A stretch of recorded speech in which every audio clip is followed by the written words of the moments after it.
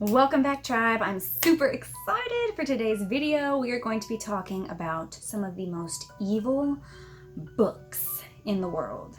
So of course, it's no mystery as to why this topic excites me, because your girl here is a book nerd at the very core.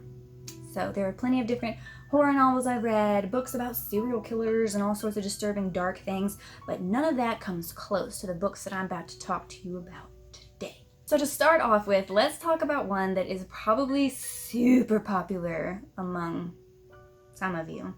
It's called the Necronomicon, and I hope I'm saying that right. The Necronomicon. Yeah.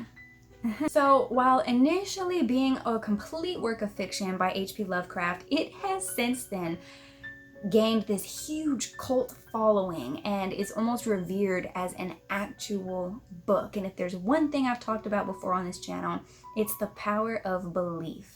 When a group of people comes together and believes so strongly in something, it can almost kind of make their belief into a reality. And even if it's not, it can kind of possess people into like acting out these different harmful scenarios as if the Necronomicon were real. But before we get into that, let's talk about what it actually is. So H.P. Lovecraft referenced this infamous book in several of his fictional works, a lot of them I want to say centering around like Cthulhu and different books like that. But in essence, the Necronomicon is basically a book that is supposed to instruct the user or the reader of the book on how to summon and control the dead. And there's all sorts of like creepy topics in there, different like esoteric topics, maybe alchemy. I'm actually not entirely sure. I've never read the book myself, but I've seen copies of it on shelves, usually near H.P. Lovecraft as well. Now, the Necronomicon first started becoming so popular when I believe the publishers that used to publish most of H.P. Lovecraft's work got together and kind of created a published copy of the Necronomicon with all of like Lovecraft's old drawings and ideas about what the book was about and how it looked and different things like that. There is this really creepy rumor floating around the dark corners of the internet that the original manuscript for the Necronomicon was actually bound in this giant human skin leather binding, which is just lovely for home decorating. So one thing that's always struck me as like being really eerie about Lovecraft's work is the lengths that people will go to recreate his fictional work into a more real life thing. So you have all these different artists that have taken inspiration from Lovecraft who have created like life-size figurines of Cthulhu, different books and stories and offshoots, and it's turned into like this underground kind of cult thing, which is cool. Like so far nobody has turned violent in this little occult following, but it does strike me as eerie, the lengths that some people will go to make fiction a reality. So I will actually be checking out this book in the future. If I can find it at my local library, that would be awesome, because I don't actually want to pay for a copy, just in case it's a little creepier than I want it to be. But once I actually get through it, read it, and take a look at it, I will get back with you guys on my thoughts in more detail. Next up, we had the Lesser Key of Solomon, which I have referenced time and time again in my demonology series. If you haven't checked out my demonology series before, I encourage you to go check it out. I will try to link it above where you can click on it, or I'll link it down below. It's fine. But there are tons of different passages in the Lesser Key of Solomon about incantations and rituals that people would use to summon demons, that would include a lot of information about what different demons looked like, their rankings, the hierarchy, all sorts of stuff that you had to sit back and wonder, how did the author come to learn these things?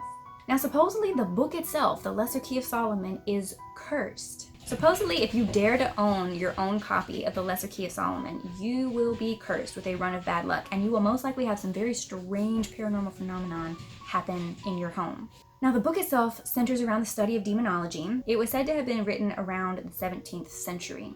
If you find yourself owning a copy of the Lesser Key of Solomon and some bad things start happening around you, some creepy things start happening around you that you want to stop, Supposedly, if you burn the book and make sure that all of the pages inside of the book have been burned, that will supposedly clear yourself and your home of the curse. I don't know if that's true or not, never tried it. Might try it in the future, but we'll see. Now, like I said, the Lesser Key of Solomon supposedly has all these instructions on how to conjure up ghosts and demons, but I personally believe it was supposed to have been used as a manual and kind of an instruction manual to fight off demons, to keep people from summoning them, to kind of protect people with that knowledge. But sometimes knowledge gets twisted around to be used for evil and not good, as we know very well. Now, most of the information in the Lesser Key of Solomon was, of course, gained from King Solomon himself back in ancient times, who was kind of like this renowned exorcist, which I know exorcism didn't really exist in that term back then, but for lack of a better term, he was kind of a renowned exorcist, and he would have like lengthy conversations with demons and stuff like that too. Up next, we have the Codex Gigas, and I hope I'm saying that right. This book is also called the Devil's Bible, as if that wasn't creepy enough already.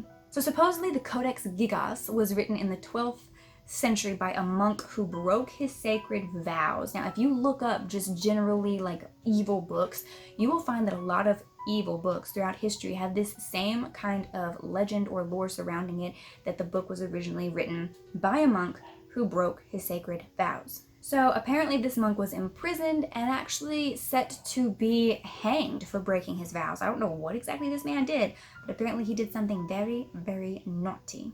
And the legend goes that the night before his death, he sat down with this huge tome. Yes, I used the word tome. This sucker was like 165 pounds of paper and binding.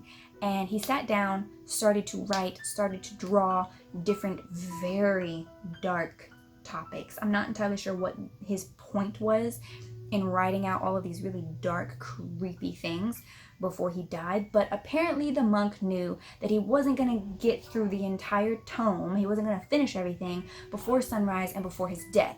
So as the legend goes, he summons Lucifer himself to his cell to finish the Codex Gigas for him, knowing that he was going to be dead the next day.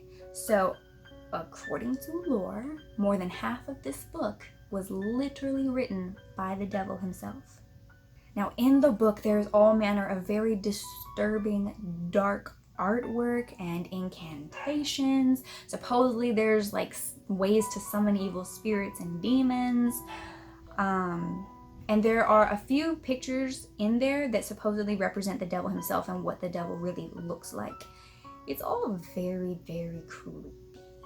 And last but not least, today we're going to talk about the Grand Grimoire, also referred to as the Red Dragon, which I find very ironic because right now I'm actually reading the book Red Dragon by Thomas Harris. But anyway, so this book, the Grand Grimoire, was supposedly written in the 16th century by a man who was supposedly possessed by a demon while he was writing this book. Now, the legend goes that anyone who reads this book is inadvertently offering up their soul to Satan himself while reading the book.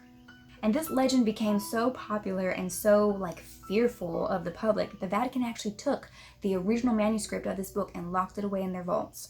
Now, that could just be because there was a lot of profane, disturbing things in the book, but I usually get kind of creeped out when the Vatican feels like it's necessary to go that far to where we have the book locked away so that people can't accidentally read it. Now, some believe this book itself might actually be a portal to hell, and that while reading it, you are actually like offering yourself over to hell, and at the end, you basically get your soul taken to hell. Now, when I first started seeing pictures of what this Grand Grimoire supposedly looks like and things like that, it did actually make me think about the book I'm reading now called Red Dragon by Thomas Harris, which is part of the Hannibal Lecter series. Now, if you've ever seen the movie Red Dragon, you'll see a visual depiction of this giant book, this giant manuscript that's bound with this old school leather that the Tooth Fairy killer has been filling out since like childhood or adolescence. And it's got all these like maniacal ravings and article clippings and just evil stuff, right? Just really evil stuff. And I honestly started to wonder if maybe that had been some inspiration for the movie and for the book. I just find it a little bit too ironic that they're both referenced as Red Dragon. Now these are just a tiny sampling of the world's most evil and cursed books. I hope you guys have enjoyed. Please let me know if you've enjoyed by smashing that like button and commenting down below. If you have any other books that you've heard of or different poems and stories and things like that that are supposedly cursed, go ahead and comment those down below for the rest of us to know and learn, because sharing is caring, people. And if you would like me to go over any of these other evil books and things like that in more detail in the future, please let me know. Like I said, I will be probably renting, possibly purchasing the Necronomicon myself to check it out a little bit in more detail, but with the other texts, the other manuscripts, there's no way to actually look those up and see what they really said. So other than that, guys, that's pretty much it. I am super excited to keep going on this journey of the 31 days of Halloween. I hope you all are enjoying the very strange and random topics this month. If you have any topics to suggest, or if you have any comments at all, be sure to leave those down below. Like, share, subscribe if you haven't already, and I will see you guys tomorrow. Peace.